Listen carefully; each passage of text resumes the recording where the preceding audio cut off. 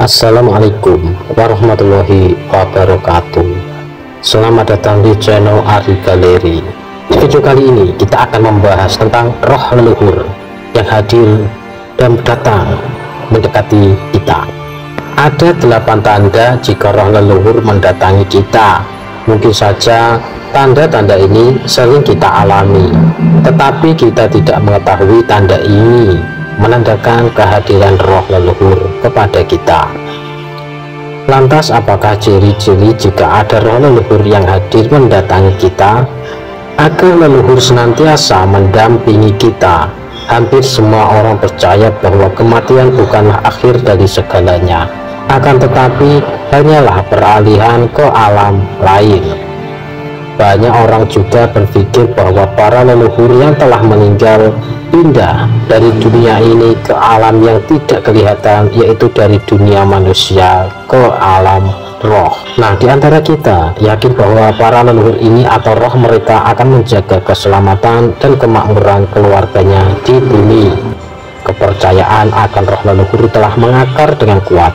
Banyak yang menganggap bahwa roh leluhur adalah teman yang kuat, sanggup mendatangkan panen yang baik. Kemudian roh leluhur dapat menjaga kesejahteraan dan bahkan memberikan perlindungan.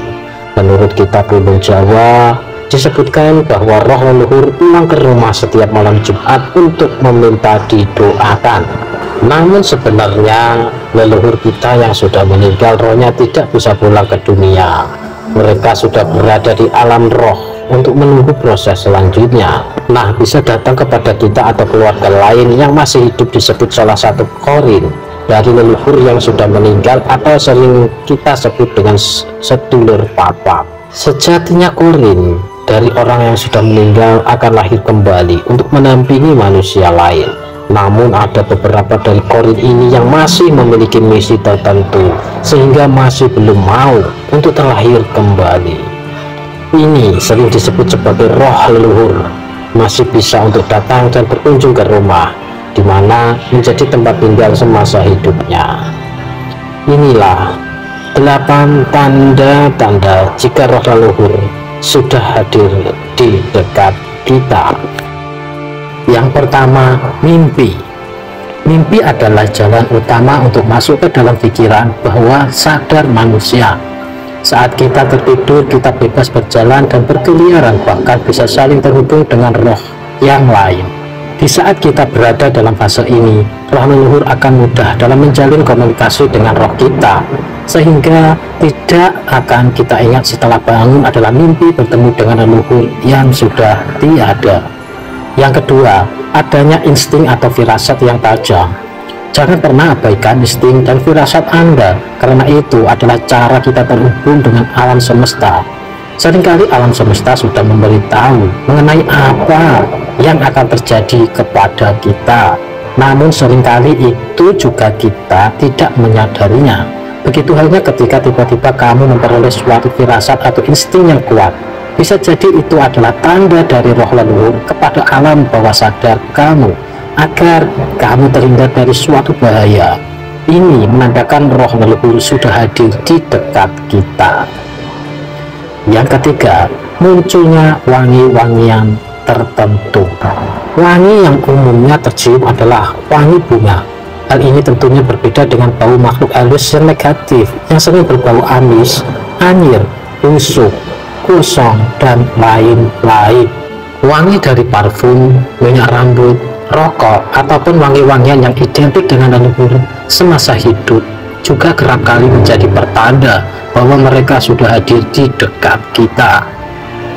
Yang keempat, melalui angka-angka tertentu. Pasti sebagian besar dari kita pernah atau bahkan sering mengalami melihat angka tertentu dan kejadiannya pun berulang-ulang. Misalkan ketika kesekian kalinya kita melihat jam atau layar HP yang muncul adalah angka-angka yang sama. Nah, sebagai contoh dalam sehari itu kamu bisa melihat angka 7. Ini seringkali kamu akan berpikir hal itu adalah kebetulan saja. Namun siapa sangka bagi orang yang peka bisa jadi itu merupakan tanda dari leluhur yang hadir di dekat kita. Mereka mencoba memberitahukan sesuatu angka tersebut bisa berkaitan dengan hari ulang tahun, hari kematian, ataupun tanggal dan waktu lainnya yang berkaitan erat dengan kehidupan mereka di masa lalu. Ini menandakan leluhur sudah hadir di dekat kita. Yang kelima, adanya benda yang bergerak atau hilang. Mungkin terdengar tidak masuk akal, namun roh punya cara misterius untuk menunjukkan keberadaan mereka. Misalnya karena subuh kita lupa akan leluhur kita, lupa untuk mendoakan. Biasanya roh leluhur akan mengingatkan melalui benda-benda di rumah.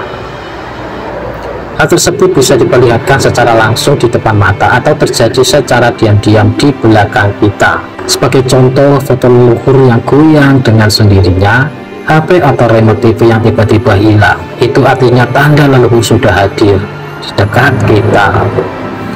Yang keenam, mendengar suara-suara aneh. Suara di sini adalah suara khas dari aktivitas atau kebiasaan dari leluhur kita yang sudah meninggal, seperti suaranya ketika batuk, bersiul, bahkan memanggil nama kita.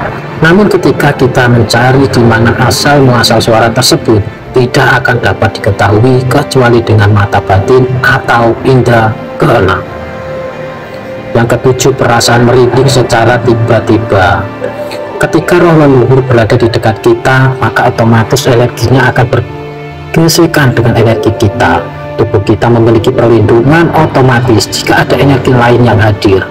Ketika aktif, akan memberikan sensasi merinding pada sekujur tubuh. Yang kedelapan, munculnya hewan-hewan tertentu. Hewan-hewan di sini khususnya adalah kupu-kupu dan burung liar. Kedua hewan ini dipercaya sebagai tumpangan dari roh leluhur kita yang datang dan masuk ke dalam rumah. Mungkin saja hari ini kamu baru saja melihat kupu-kupu bersayap lebar dan berwarna coklat di dalam rumah. Bisa jadi itu pertanda bahwa roh leluhur sedang berada di dekat kita. Itulah pembahasan tentang 8 roh leluhur yang berada di dekat kita dan seolah ingin berinteraksi. Semoga informasi ini dapat menambah wawasan dan pengetahuan kita. Semoga bermanfaat dan terima kasih.